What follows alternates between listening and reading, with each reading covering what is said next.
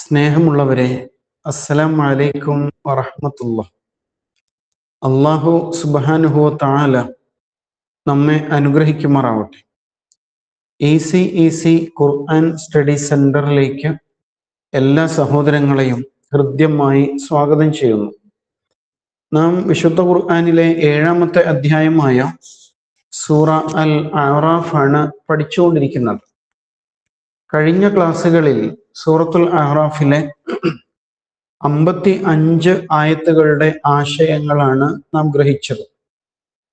ഇന്ന് നമുക്ക് 56 മുതലുള്ള ആയത്തുകൾ ശ്രദ്ധിക്കാം. അഊദു ബില്ലാഹി മിനശ് ശൈത്വാനിർ റജീം.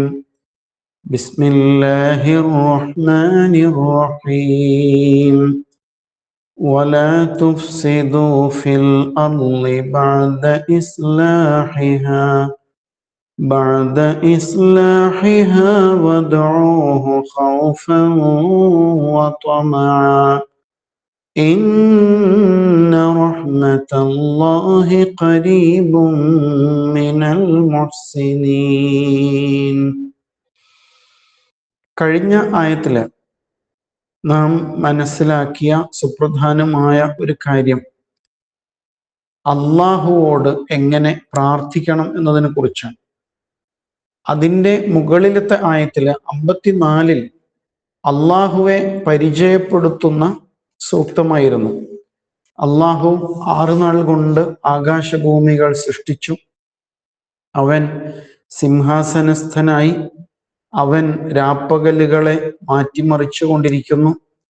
അതുപോലെ സൂര്യ ചന്ദ്ര നക്ഷത്രാദികൾ അവന് വിധേയമായി കൊണ്ട് അവന്റെ കൽപ്പന അനുസരിച്ചാണ് നിലകൊള്ളുന്നത്. അതിനാൽ സൃഷ്ടിച്ചത് അവനാണെങ്കിൽ അവന് തന്നെയാണ് കൽപ്പിക്കാനുള്ള അധികാരം. ഇതാണ് 54-ാമത്തെ ആയത്ത്. 55-ൽ അവന് എങ്ങനെ വിളിക്കണം, എങ്ങനെ പ്രാർത്ഥിക്കണം എന്നതാണ്. ഉദ്ഉ റബ്ബക്കും തദർറുഅൻ വഖുഫിയ.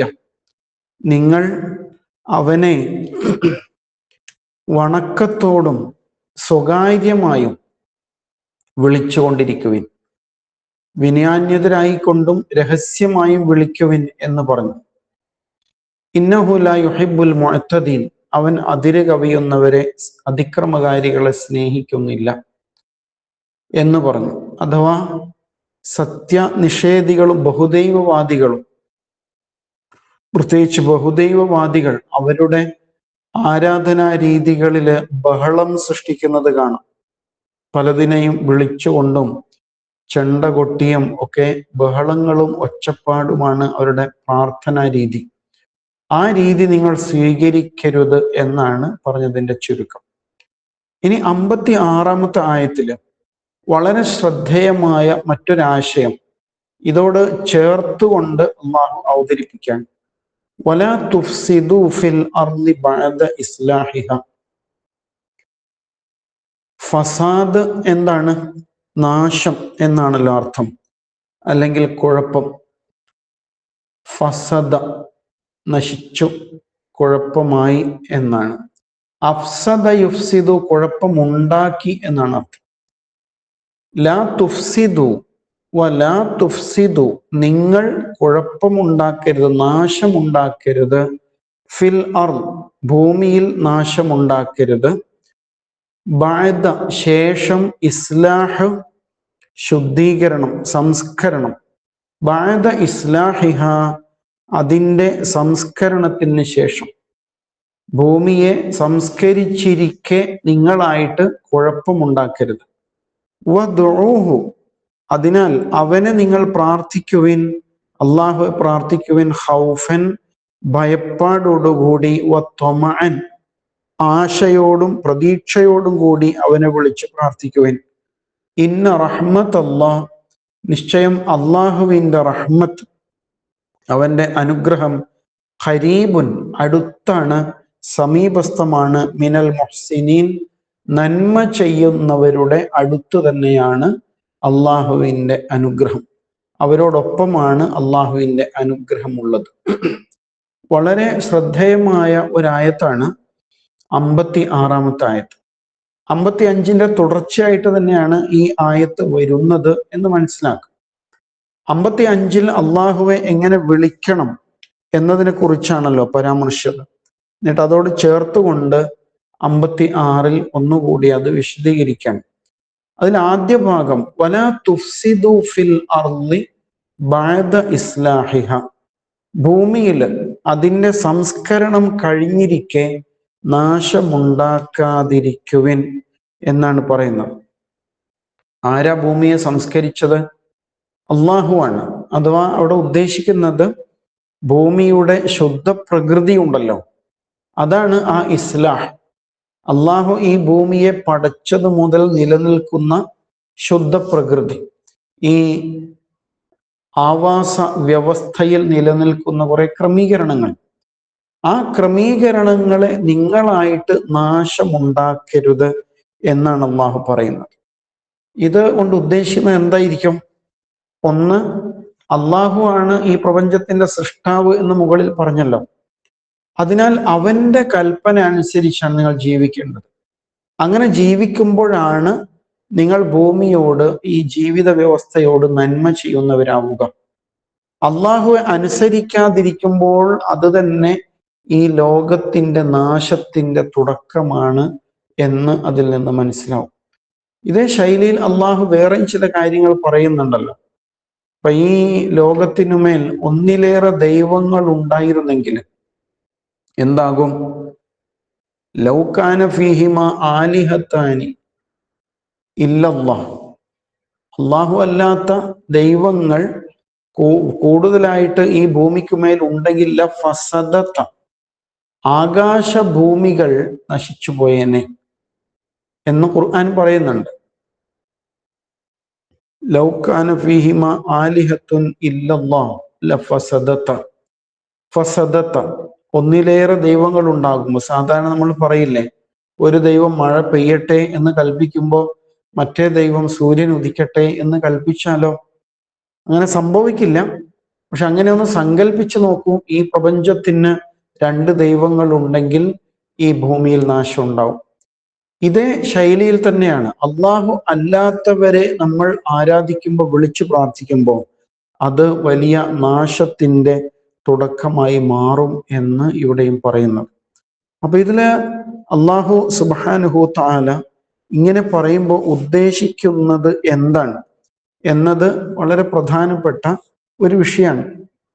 അപ്പൊ സാധാരണഗതിയിൽ നമ്മളിപ്പോ വീട് തുടച്ച് വൃത്തിയാക്കി, ആ സമയത്ത് കുട്ടികൾ പെട്ടെന്ന് ചെരുപ്പോടുകൂടി വീട്ടിലേക്ക് കയറി വരികയാണ്, അല്ലെങ്കിൽ വീട് വൃത്തികേടാക്കുകയാണ്. അപ്പൊ നമ്മൾ പറയില്ലേ, ഇപ്പൊ തുടച്ച് വൃത്തിയാക്കിയതേ ഉള്ളൂ, അപ്പോഴത്തേക്ക് നീ ഇത് നശിപ്പിക്കല്ലേ എന്ന് പറയും അല്ലേ? അങ്ങനെ നമ്മൾ പറയും. കാരണം എന്താണ്? ഈ ഭൂമിയെ നീയായിട്ട് നശിപ്പിക്കരുത് എന്ന് പറയാണ് അത്തരം ഘട്ടങ്ങൾ. അപ്പൊ ഇതേ ശൈലിയിലാണ് ഇവിടെ ശരിക്കും ഇങ്ങനെ പറയുന്നത് എന്നാണ് മനസ്സിലാക്കേണ്ടത്. നിങ്ങളായിട്ട് ഈ ഭൂമിയിൽ കുഴപ്പമുണ്ടാക്കരുത് എന്ന് പറയാണ്. അതുകൊണ്ട് ഉദ്ദേശിക്കുന്നത് അല്ലാഹു തആല സൃഷ്ടിച്ചിരിക്കുന്ന ഈ ഭൂമിയുടെ ശുദ്ധ പ്രകൃതി അത് നിലനിർത്തേണ്ടതുണ്ട് എന്നാണ് എന്ന് മനസ്സിലാക്കാൻ പറ്റും. അതേപോലെ തന്നെ ഈ ലോകത്തിന്റെ ഘടനയിൽ മാറ്റങ്ങൾ വരുത്താം, ഈ പ്രകൃതിയിൽ ഇടപെടുക. ഈ പ്രകൃതിക്കൊരു പ്രത്യേക താളമുണ്ടല്ലോ. ഇവിടെ പർവ്വതങ്ങളുണ്ട്, അതുപോലെ സമതലങ്ങളുണ്ട്, കടലുണ്ട്, കരയുണ്ട്, കാടുണ്ട്. ഇവ നിലനിർത്തിക്കൊണ്ട് മുന്നോട്ട് പോകേണ്ടതുണ്ട്. അള്ളാഹു സംവിധാനിച്ച ശുദ്ധ പ്രകൃതി നിലനിർത്തണം എന്നാണ് ഉദ്ദേശിക്കുന്നത്. അപ്പോ ഇപ്പൊ നടന്നുകൊണ്ടിരിക്കുന്ന പലതരത്തിലുള്ള വികസനത്തിന്റെ പേരിൽ നടക്കുന്ന അതിക്രമങ്ങൾ നമുക്കറിയാം. അതൊക്കെ ശരിക്കും വലിയ നാശമാണ് ലോകത്ത് സൃഷ്ടിച്ചുകൊണ്ടിരിക്കുന്നത് അല്ലെ? ലോകത്തിന്റെ സന്തുലിതാവസ്ഥ തകിടം മറിയാണ്. അപ്പൊ ഭൂമിയിലെ പർവ്വതങ്ങളെ ആണിക്കല്ലുകളായിട്ട് നിശ്ചയിച്ചു. ഈ പർവ്വതങ്ങൾ വെട്ടിപ്പൊളിച്ച് എന്നിട്ടാണ് അവിടെയാണ് ഇപ്പൊ ബിൽഡിങ്ങുകൾ വരുന്നു, അതല്ലെങ്കിൽ അവിടെ മറ്റു പല വിനോദസഞ്ചാര സംവിധാനങ്ങളൊക്കെ ഉണ്ടാക്കുന്നു. അതുപോലെ തന്നെ കായലുകളും പുഴകളും ഒക്കെ നികത്തുന്നു. ഇങ്ങനെ നിലവിലുള്ള ഘടനയിൽ മനുഷ്യൻ ഇടപെടുമ്പോൾ എന്താണ്, അത് ഫസാദായിട്ട് മാറുന്നു എന്ന് മനസ്സിലാക്കേണ്ടതുണ്ട്.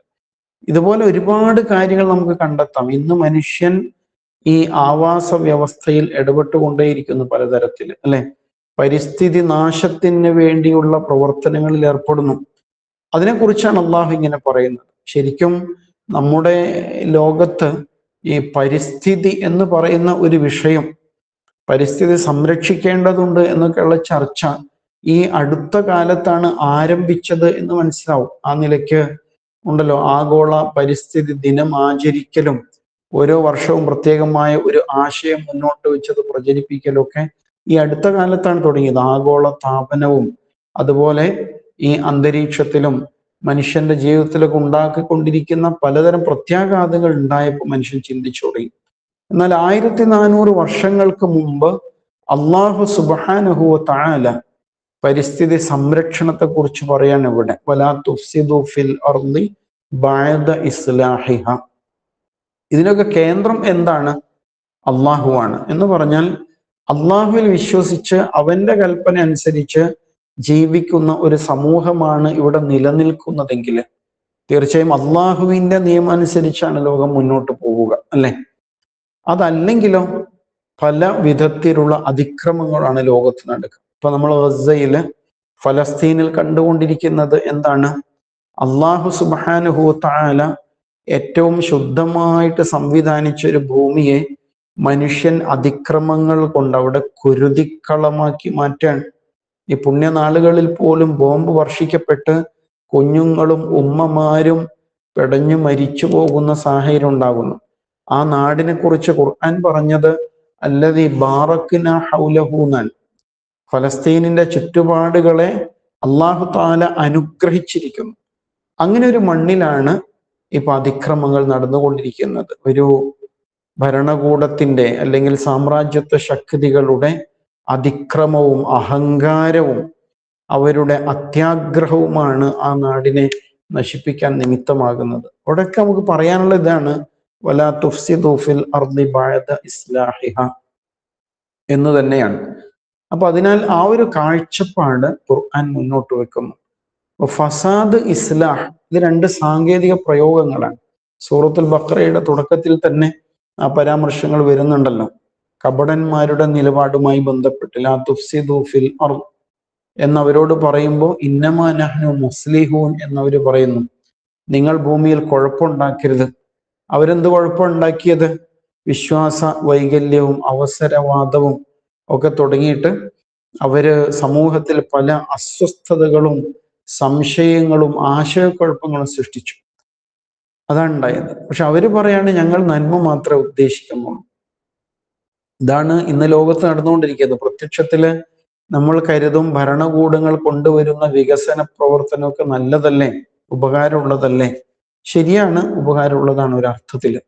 പക്ഷെ അത് ഈ ലോകത്തിന്റെ ഘടനയെ തകരാറിലാക്കിക്കൊണ്ടാകുമ്പോൾ വരും തലമുറകൾക്ക് അത് വലിയ നാശമായിട്ട് മാറുന്നു എന്ന് മനസ്സിലാക്കാൻ പറ്റും.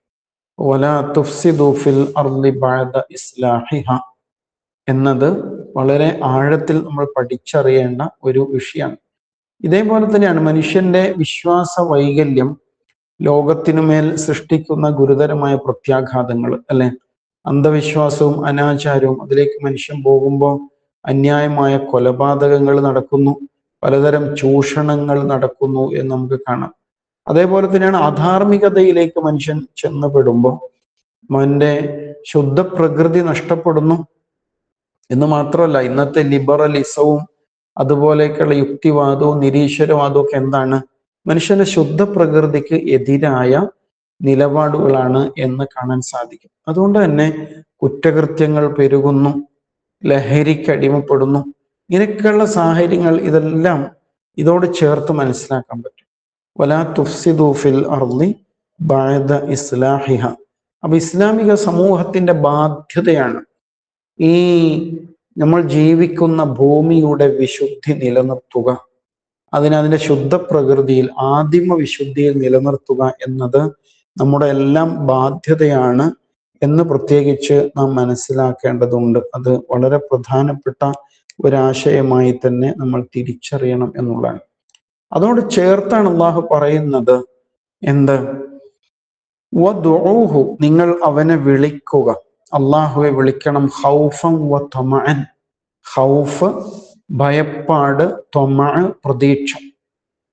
ഭയവും പ്രതീക്ഷയും നിലനിൽക്കുന്ന അവസ്ഥയിൽ ആശങ്കയും ആശങ്കയും ഉള്ള മനസ്സോടുകൂടി വിളിക്കണം. സൂറത്ത് സജദയിൽ ഉണ്ടല്ലോ, പാതിരാവിലെ അള്ളാഹുവെ കുറിച്ചോർത്ത് കിടപ്പറയിൽ നിന്ന് എഴുന്നേറ്റ് വരുന്ന ആളെ കുറിച്ച് പറയുന്നില്ലേ, തതജാഫ ജുനൂബുഹും അനിൽ മളാജിഇ യദ്ഊന റബ്ബഹും ഖൗഫൻ വ തമഅൻ. ഇതേ പ്രയോഗമാണ്. കിടപ്പറകളെ വിട്ട് എഴുന്നേറ്റ് വരികയാണ്, തങ്ങളുടെ റബ്ബിനോട് അവർ വിളിച്ച് പ്രാർത്ഥിക്കുന്നു, ഖൗഫൻ വ തമഅൻ, ഭയപ്പാടും പ്രതീക്ഷയും നിലനിൽക്കുന്ന അവസ്ഥയിൽ. എൻ്റെ പ്രാർത്ഥന റബ്ബ് തട്ടിക്കളയുമോ എന്നുള്ള ആശങ്കയുണ്ട്, എന്നാൽ അവൻ കാരുണ്യവാനാണ്, അതുകൊണ്ട് തന്നെ എന്നെ അവൻ ചേർത്ത് പിടിക്കും എന്ന ആശ്വാസവുമുണ്ട്. അങ്ങനെ അവര് പ്രാർത്ഥനാ നിരതരാവും. വദ്ഉഹു, നിങ്ങൾ അവനെ വിളിക്കുവിൻ. അള്ളാഹു നമ്മോട് പറയാണ്, നിങ്ങൾ അവനെ വിളിക്കൂ, അള്ളാഹുവെ വിളിക്കൂ, ഖൗഫൻ വ തമഅൻ, ഭയപ്പാടിനാലും പ്രതീക്ഷയാലും വിളിക്കുവൻ. അപ്പൊ ഇവിടെ മുകളിലത്തെ ആയത്തും ഈ ആയത്തും ചേർത്ത് പറയുമ്പോൾ പ്രാർത്ഥനയുമായി ബന്ധപ്പെട്ട 4 മര്യാദകൾ ഈ ആയത്തുകൾ വരുന്നുണ്ട് അല്ലെ. നേരെ ആദ്യം പറഞ്ഞത് എന്തൊക്കെയായിരുന്നു? തളർറു, വിനീതരായിട്ട് ആണ് അള്ളാഹുവെ വിളിക്കേണ്ടത്. വഖുഫിയ, പതിഞ്ഞ സ്വരത്തിലാണ് വിളിക്കേണ്ടത്, ബഹളം കൂട്ടുകയല്ല. മൂന്നാമത് പറയുന്നത് ഖൗഫ്, ഭയപ്പാടുണ്ടാവണം. കേവലം നിങ്ങൾ പരസ്പരം സംസാരിക്കും പോലെ അതിങ്ങ് തന്നേക്കും എന്ന് പറയുന്ന ശൈലിയിൽ ഉള്ളൊരു ചോദിച്ചു വാങ്ങലിന്റെ രീതിയല്ല, മറിച്ച് ഓരോ പ്രാർത്ഥനയും ഭയപ്പാടോടുകൂടി ആയിരിക്കേണ്ടതുണ്ട് എന്നതാണ് പിന്നത്തെ ആശയം. അതേപോലെ തന്നെ അവനിലുള്ള പ്രതീക്ഷ ഉണ്ടായിരിക്കണം, അതാണ് തമഅ എന്ന് പറഞ്ഞിരിക്കുന്നത്. ഇങ്ങനെ അള്ളാഹുവെ പ്രാപിക്കുകയും പ്രാർത്ഥിക്കുകയും ചെയ്യണം. എന്നിട്ട് പറയാണ്, ഇന്ന റഹ്മത്തല്ലാഹി ഖരീബും മിനൽ മുഹ്സിനീൻ, നിശ്ചയം നന്മ ചെയ്യുന്നവരുടെ ചാരത്ത് അള്ളാഹുവിൻ്റെ അനുഗ്രഹമുണ്ട്.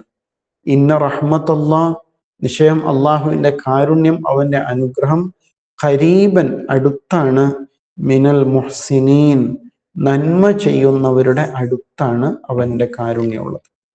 അവിടെ ഇഹ്സാൻ എന്ന ഗുണത്തെ കൂടി ചേർത്ത് പറയാണ് അല്ലെ. അപ്പോൾ പ്രാർത്ഥിക്കുമ്പോൾ അതിലൊരു ഇഹ്സാൻ ഉണ്ട്. അതാണ് മുകളിൽ പറഞ്ഞതൊക്കെയും. വിനീതരായിട്ട് പതിഞ്ഞ സ്വരത്തില് എൻ്റെ റബ്ബിനെയാണ് ഞാൻ വിളിക്കുന്നത്, അവൻ എൻ്റെ ആവശ്യങ്ങൾ പൂർത്തീകരിക്കാൻ കഴിവുള്ളവനാണ് എന്ന മനസ്സോട് കൂടിയിട്ട് താഴ്മയോടെ വിളിക്കണം. അത് ഇഹ്സാനാണ്. ആ പ്രാർത്ഥനയുടെ പെർഫെക്ഷൻ അതാണ് അല്ലെ. അതേപോലെ തന്നെ അതില് ആശങ്കയും ഉണ്ടാവണം. റബ്ബിനോട് പ്രാർത്ഥിക്കുമ്പോൾ പടച്ചവനെ നീ അത് സ്വീകരിക്കാതിരിക്കുമോ, എന്നിൽ നിന്നുണ്ടായ എന്തെങ്കിലും അബദ്ധങ്ങൾ കാരണം എൻ്റെ പ്രാർത്ഥന നീ തട്ടിക്കളയുമോ എന്നുള്ള ബേജാറുണ്ടാവണം. അതേ സമയത്ത് തന്നെ തികഞ്ഞ പ്രതീക്ഷയും ഉണ്ടാകണം. അങ്ങനെ ആകുമ്പോൾ പ്രാർത്ഥനയിൽ ഇഹ്സാൻ ഉണ്ടാവും. വളരെ പ്രധാനമാണ്. ഇഹ്സാൻ എന്നത് ഒരു കാര്യം പെർഫെക്റ്റ് ആയിട്ട് ചെയ്യുക, ഏറ്റവും സുന്ദരമായിട്ട് ചെയ്യുക എന്നുള്ളതാണ്. അപ്പൊ അള്ളാഹുവോട് പ്രാർത്ഥിക്കുമ്പോൾ അത് ഖിബിലക്ക് നേരെയാവുക, വുളുവോടുകൂടി ആയിരിക്കുക, വിനീതമായ മനസ്സോടുകൂടി ആവുക, ചെയ്ത നന്മകൾ മുൻനിർത്തി ആവുക, ജീവിതത്തെ ശുദ്ധീകരിച്ചു കൊണ്ടാവുക, സാമ്പത്തിക ഇടപാടുകളിൽ പരമാവധി സത്യസന്ധത പുലർത്തിക്കൊണ്ടാവുക. ഇങ്ങനെ ഒരുപാട് കാര്യങ്ങൾ പ്രാർത്ഥന സ്വീകരിക്കപ്പെടാനുള്ള നിബന്ധനകളായിട്ടുണ്ട്. അതെല്ലാം പൂർത്തീകരിച്ചു കൊണ്ടാണ് പ്രാർത്ഥിക്കുന്നതെങ്കിൽ നമ്മൾ മുഹ്സിനുകളായിരിക്കും എന്നതാണ്. അതേ സമയത്ത് ഒരാൾ അബദ്ധം ചെയ്തു പോയ ഒരു മനുഷ്യൻ, അയാളുടെ പ്രാർത്ഥന അള്ളാഹു സ്വീകരിക്കില്ലേ? തീർച്ചയായിട്ടും സ്വീകരിക്കും. അയാളുടെ മനസ്സ് ശുദ്ധമാണെങ്കിൽ, അയാൾ അള്ളാഹുവിലേക്ക് തൗബ ചെയ്ത് മടങ്ങിക്കൊണ്ടാണ് പ്രാർത്ഥിക്കുന്നതെങ്കിൽ തീർച്ചയായും അള്ളാഹു സ്വീകരിക്കും. അല്ലാഹു മഗ്ഫിർ ലി ദുനൂബി യാ റബ്ബൽ ആലമീൻ നമ്മളിപ്പോൾ പ്രാർത്ഥിച്ചുകൊണ്ടേയിരിക്കുന്നുണ്ട്. ആ പ്രാർത്ഥന അള്ളാഹു സ്വീകരിക്കും, കാരണം അയാളുടെ മനസ്സ് ശുദ്ധമാണ്. ഇന്ന റഹ്മത്തുല്ലാഹി ഖരീബും മിനൽ മുഹ്സിനീൻ എന്ന് അള്ളാഹു തആല നമുക്ക് മഹത്തായ ഒരു വാഗ്ദാനം നൽകിയിരിക്കുകയാണ്. ഇനി 57-ാമത്തെ ആയത്ത് അള്ളാഹുവെ കുറിച്ച് തന്നെയാണ് വീണ്ടും പറയുന്നത്. നേരത്തെ പരാമർശിച്ചിരുന്നല്ലോ, ആകാശഭൂമികൾ സൃഷ്ടിച്ചതിനെ കുറിച്ചും രാപ്പകലുകൾ അവൻ മാറി മാറി അനുഭവിപ്പിക്കുന്നതിനെ കുറിച്ചും, സൂര്യചന്ദ്ര നക്ഷത്രങ്ങളെ അവൻ കീഴ്പ്പെടുത്തിയതിനെ കുറിച്ചൊക്കെ പരാമർശിക്കേണ്ടായി. അതിന്റെ തുടർച്ച എന്ന നിലക്ക് തന്നെ കാറ്റിനെ കുറിച്ചും മഴയെക്കുറിച്ചും അതുപോലെ മഴ മുഖേന ഭൂമിയിൽ സസ്യലതാദികൾ മുളക്കുന്നതിനെ കുറിച്ചും അള്ളാഹു ചേർത്ത് പറയാണ്. കാരണം അവനോട് പ്രാർത്ഥിച്ചാൽ അവൻ നൽകും. കാരണം നിന്റെ നിലനിൽപ്പ്, അടിസ്ഥാനപരമായ നിലനിൽപ്പ് തന്നെ ഒരുക്കി തന്നത് അവനല്ലേ. അതിനാൽ അവനോട് പ്രാർത്ഥിക്കുന്നതിൽ ഒരിക്കലും നിരാശ തോന്നേണ്ടതില്ല എന്ന് ബോധ്യപ്പെടുത്താനാണ് 57-ാമത്തെ ആയത്ത് പറയുന്നത്. وهو الذي يرسل الرياح بشرا بين يدي رحمته حتى إذا أقلت سحابا ثقالا سقناه لبلد ميت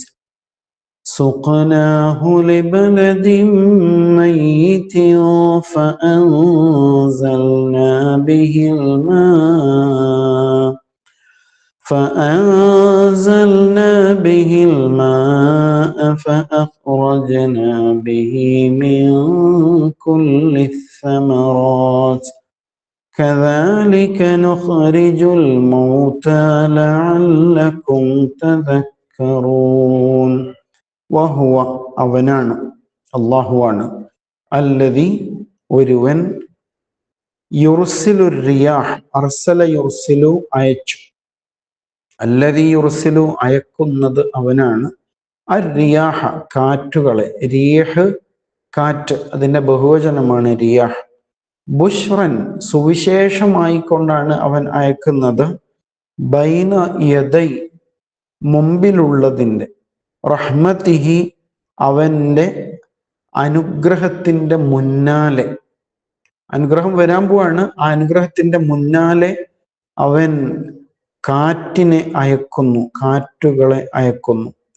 ഹത്ത ഇദാ അഖല്ലത്, ഹത്ത വരെ, ഇദാ അഖല്ലത്, അഖല്ല ഉയർത്തി എന്നാണ് അർത്ഥം. ഹത്ത ഇദാ അഖല്ലത്, അങ്ങനെ അത്, ആ കാറ്റുകൾ ഉയർത്തിയാൽ, സഹാബൻ മേഘങ്ങളെ, സിഖാലൻ ഭാരമുള്ള, സഖല് ഭാരം, സഹാബൻ സിഖാലൻ ഭാരിച്ച മഴമേഘങ്ങളെ കാറ്റ് ഉയർത്തുമ്പോൾ, സുഖ്നഹു നാം അതിനെ നയിച്ചു കൊണ്ടുപോകുന്നു.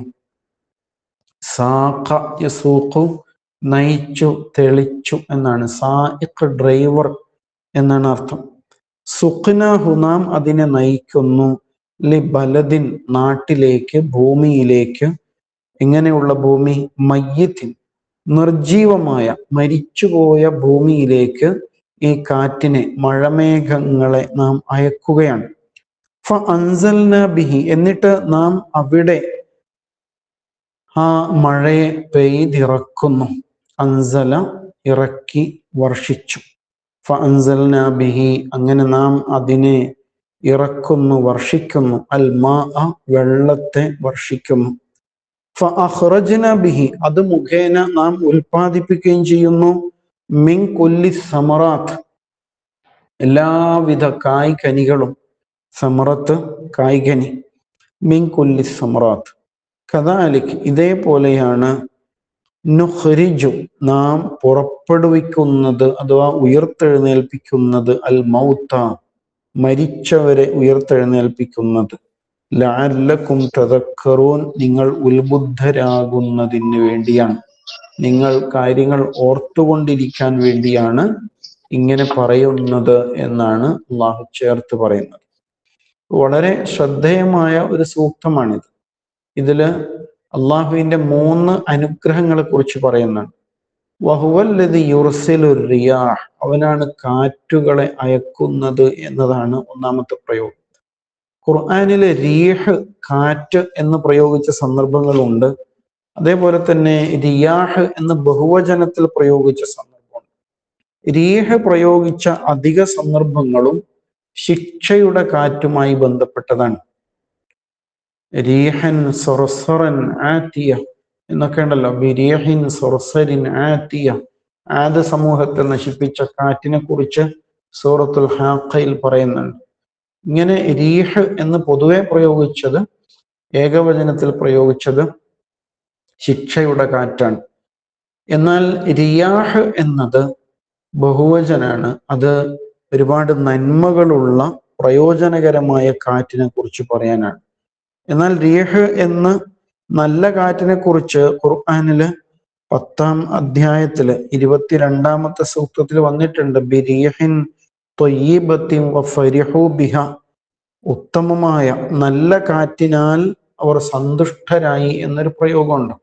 അങ്ങനെ ഒറ്റപ്പെട്ട സ്ഥലങ്ങളിലാണ് പ്രയോജനകരമായ കാറ്റിനെ കുറിച്ച് രീഹ് എന്ന് ഏകവചനത്തിൽ ഉപയോഗിച്ചത്. പൊതുവെ കാറ്റ് നന്മ ആകുന്ന കാറ്റ് പല വിധത്തിലുണ്ട് അല്ലെ. ഒരു ഇളം തെന്നൽ, നല്ല കൊടും ചൂടില് നിൽക്കുമ്പോൾ ഒരു കുളിർ തെന്നൽ ഇങ്ങനെ കടന്നു പോകുമ്പോൾ അത് വല്ലാത്തൊരു ആശ്വാസത്തിന്റെ കാറ്റാണ്. അതേപോലെ തന്നെ ഈ പരാഗണം നടത്തുന്ന കാറ്റുണ്ട് അല്ലെ. പൂക്കളെ, പൂമ്പൊടിയെ ഒന്നിൽ നിന്ന് മറ്റൊന്നിലേക്ക് പരാഗണം നടത്തുന്ന കാറ്റുണ്ട്. മഴമേഘങ്ങളെ വഹിക്കുന്ന കാറ്റുണ്ട്. മഴയ്ക്ക് മുന്നോടിയായിട്ട് സന്തോഷ വാർത്തയുമായി വരുന്ന കാറ്റുണ്ട്. അതാണ് ഇവിടെ പറഞ്ഞിരിക്കുന്നത്. ഇങ്ങനെ നന്മയുടെ കാറ്റുകൾ ഒരുപാടുണ്ട്. വഹുവല്ലദീ യുർസിലുർ റിയാഹ്, അവനാണ് കാറ്റുകളെ അയക്കുന്നത്. ബുശ്റൻ ബൈന യദൈ റഹ്മതിഹി, അവന്റെ അനുഗ്രഹത്തിന്റെ മുന്നോടിയായിക്കൊണ്ട് കാറ്റിനെ അയക്കുന്നു. മഴയ്ക്ക് മുമ്പേ മഴയുടെ ലക്ഷണങ്ങളുമായിട്ട് കാറ്റിനെ അയക്കുന്നത് അവനാണ്. കാറ്റെന്ന് പറയുമ്പോൾ വെറും അടിച്ചു വീശുന്ന ഒരു കാറ്റ് എന്ന് മനസ്സിലാക്കിയാൽ പോരാ. മനുഷ്യന്റെ ഈ ജീവജാലങ്ങളുടെയും നിലനിൽപ്പിന്റെ ആധാരമായ ജീവവായു കാറ്റാണല്ലോ. ആ കാറ്റ് ഉപയോഗപ്പെടുത്തിയാണ് നമ്മൾ നിലനിൽക്കുന്നത് അല്ലെ. കോവിഡ് കാലത്തൊക്കെ ശ്വാസം മുട്ടി ആളുകൾ വെന്റിലേറ്ററിലായ സംഭവങ്ങൾ ഒരുപാട് ഉണ്ടായിട്ടുണ്ട്. അന്നാണ് ഓക്സിജന്റെ വില മനുഷ്യൻ കൂടുതലായിട്ട് അടുത്തറിയുന്നത്. അതുപോലെ ശ്വാസം മുട്ടുന്ന രോഗികളെ കാണുമ്പോൾ അവരുടെ ചുറ്റിലും വായു ഉണ്ടായിട്ടും അവർക്കത് അനുഭവിക്കാൻ കഴിയാത്ത സാഹചര്യങ്ങൾ നമ്മൾ കാണുന്നുണ്ട്. അതിനാൽ ജീവവായു എന്നത് വളരെ പ്രധാനമാണ്. അത് ഈ ഭൂമിയിലെ സസ്യലതാദികൾ കാർബൺ ഡൈ ഓക്സൈഡ് വലിച്ചെടുക്കുകയും ഓക്സിജൻ പുറത്തേക്ക് വിടുകയും ചെയ്തുകൊണ്ടേയിരിക്കുന്നു. ഇങ്ങനെ നിലനിൽപ്പിന്റെ ആധാരമായ കാറ്റ് കൂടിയാണിത് എന്ന് മനസ്സിലാക്കണം. ഇവിടെ ഉദ്ദേശിക്കുന്നത് മഴയ്ക്ക് മുന്നോടിയായുള്ള സന്തോഷ വാർത്തയാകുന്ന കാറ്റാണ്. ഹത്ത ഇദാ അഖല്ലത് സഹാബൻ സിഖാലൻ. എന്നിട്ട് അള്ളാഹു അതിൻ്റെ ആ കാറ്റിന്റെ അടുത്ത ഘട്ടത്തെ കുറിച്ചാണ് പറയുന്നത്. ഹത്ത ഇദാ അഖല്ലത്, അങ്ങനെ അത് ആ കാറ്റ് ഉയർത്തിയാൽ, സഹാബൻ സിഖാലൻ, ഭാരിച്ച മേഘങ്ങളെ ഉയർത്തണം. ഭാരിച്ച മേഘങ്ങളെ ഉയർത്തി കൊണ്ടുപോകുന്നു. നമ്മൾ സ്കൂളിലൊക്കെ പഠിച്ചതാണ് മഴ എങ്ങനെ പെയ്യുന്നു. ഭൂമിയിലെ വെള്ളം നീരാവിയായി മുകളിലേക്ക് ഉയർന്ന് കാറ്റ് അതിനെ കൂടെ കൊണ്ടുപോയി അങ്ങനെ അതിലൂടെ അത് തണുത്തുറഞ്ഞ് ഒരു നിശ്ചിത സ്ഥലങ്ങളിൽ എത്തുമ്പോൾ അത് മഴയായിട്ട് പെയ്യുന്നു. പക്ഷെ ആരാണ് അതിൻ്റെ പിന്നിൽ എന്നത് പലപ്പോഴും നമ്മൾ പഠിപ്പിക്കപ്പെടുന്നില്ല. ഇവിടെ അല്ലാഹു വ ഹുവ എന്ന് പറഞ്ഞ ആയത്ത് തുടങ്ങിയത് അവനാണ് അതിൻ്റെ പിന്നിൽ എന്ന് പറയുന്നു. അങ്ങനെ ഹത്ത ഇദാ അഖല്ലത് സഹാബൻ സിഖാലൻ, ആ കാറ്റുകൾ ഭാരിച്ച മഴമേഘങ്ങളെ ഇങ്ങനെ ഉയർത്തി കഴിഞ്ഞാൽ എന്താകും? സുഖ്നാഹു ലി ബലദി മയ്യിത്ത്, ആ കാറ്റിനെ, മഴമേഘത്തെ നാം എന്ത് ചെയ്യും? അതിനെ നിർജീവമായ നാട്ടിലേക്ക്, ഭൂമിയിലേക്ക് നാം നയിക്കും. അള്ളാഹു പറയാണ്. എന്നിട്ടോ ഫഅൻസൽനാ ബിഹിൽ മാഅ, അവിടെ വെള്ളം പെയ്തിറക്കും നാം. ഫഅഖ്റജ്നാ ബിഹി മിൻ കുല്ലി സമറാത്ത്, അങ്ങനെ അവിടെ പലവിധ വിളകൾ ഉൽപ്പാദിപ്പിക്കുകയും ചെയ്യും. അപ്പൊ ആദ്യം വായു പറഞ്ഞു, അല്ലെങ്കിൽ കാറ്റ്, പിന്നെ അത് വെള്ളമായിട്ട് മാറുകയാണ്. ജീവജലം, ജീവവായുവും ജീവജലവുമാണ് അല്ലെ. അങ്ങനെ അത് വെള്ളമായിട്ട് പെയ്തിറങ്ങുന്നു. അതിനെ തുടർന്ന് ഫഅഖ്റജ്നാ ബിഹി മിൻ കുല്ലി സമറാത്ത്, എല്ലാത്തരം കായ്കനികളും നാം ഉൽപ്പാദിപ്പിക്കുകയും ചെയ്യുന്നു. അള്ളാഹു പറയാണ്. അപ്പൊ വെറും വായു മാത്രം കൊണ്ട് മനുഷ്യന് നിലനിൽക്കാൻ പറ്റില്ല. വെള്ളം മാത്രവും മതിയാവില്ല. അതോടൊപ്പം ഭക്ഷണവും വേണം. ഈ 3 ഘടകങ്ങളെയും പരസ്പരം ബന്ധിപ്പിച്ചിരിക്കുകയാണ് അള്ളാഹു. കദാലിക് അപ്രകാരം നുഖ്രിജുൽ മൗത, 4-മത് മറ്റൊരു വലിയ സത്യം പറയാണ്. നുഖ്രിജുൽ മൗത, നാം മരിച്ചവരെ ഉയർത്തെഴുന്നേൽപ്പിക്കുന്നു, ജീവിപ്പിക്കുന്നു. ലഅല്ലക്കും തദക്കറൂൻ, നിങ്ങൾ ഓർത്തു നോക്കിയെങ്കിൽ, നിങ്ങളൊന്ന് ചിന്തിച്ചിരുന്നെങ്കിൽ നിങ്ങൾക്ക് വലിയ പാഠങ്ങൾ ഇതിൽ നിന്ന് കിട്ടും. ഇപ്പൊ നമ്മുടെ നാട്ടില് വേനൽക്കാലമാണ് അല്ലെ? ഇടക്ക് വേനൽ മഴ പെയ്യുമ്പോൾ ഉണ്ടാകുന്നൊരു സുഖമുണ്ടല്ലോ, ശരീരമൊക്കെ വല്ലാതെ ചുട്ടുപൊള്ളി വളരെ അസ്വസ്ഥമായ അവസ്ഥയിൽ കഴിയുമ്പോൾ പെട്ടെന്ന് ചെറിയൊരു ഇളം തെന്നൽ വീശുന്നു, മഴക്കാറ് ഉരുണ്ടുകൂടുന്നു, ഇടിവെട്ടുന്നു. അപ്പോഴേക്ക് നമ്മുടെ മാനസികാവസ്ഥയിൽ തന്നെ വലിയൊരു മാറ്റമാണ് അല്ലെ? വലിയൊരു പ്രതീക്ഷയാണ്. ഇങ്ങനെയാണ് മഴ വർഷിക്കുന്നത് എന്നാ പറഞ്ഞത്. അപ്പൊ ഇത് അള്ളാഹുവിന്റെ മഹാ അനുഗ്രഹമായിട്ട് അവിടെ എടുത്തു പറയുന്നു. ഇതോടൊപ്പം മനസ്സിലാക്കേണ്ട മറ്റൊരു കാര്യം എന്താണ്?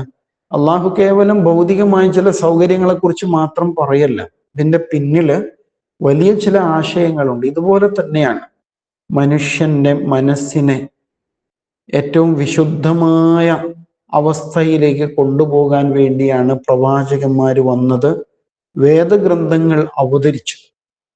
മഴ പോലെ തന്നെ അതിനേക്കാൾ മഹത്തായ അനുഗ്രഹമാണ്. അങ്ങനെ അവതരിച്ച ഈ വേദഗ്രന്ഥങ്ങളെ സ്വീകരിച്ചാൽ എന്താകും?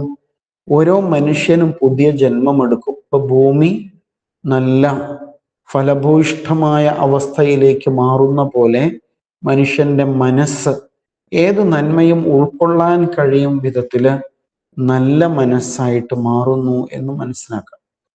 എന്നിട്ട് അള്ളാഹു ചേർത്ത് പറയാണ്, മഴ പെയ്യുമ്പോൾ കിളിർത്ത് നല്ല കായകളും ഫലങ്ങളും പഴങ്ങളൊക്കെ ഉണ്ടാകുന്നത് പോലെ എന്താണ്, മനുഷ്യൻ മരിച്ചു മണ്ണോട് ചേർന്നാൽ അള്ളാഹു നിശ്ചയിക്കുമ്പോൾ അതേ മനുഷ്യൻ എഴുന്നേറ്റ് വരും. കദാലിക നുഖ്രിജുൽ മൗത അല്ലെ?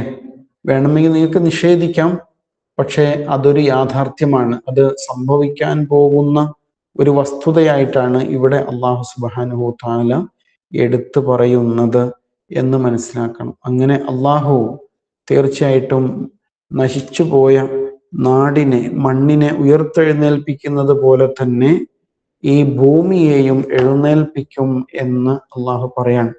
അത് വലിയൊരു ആശയമാണ്. ലഅല്ലക്കും തദക്കറൂൻ, നിങ്ങൾ ചിന്തിക്കുവാൻ വേണ്ടിയാണ്.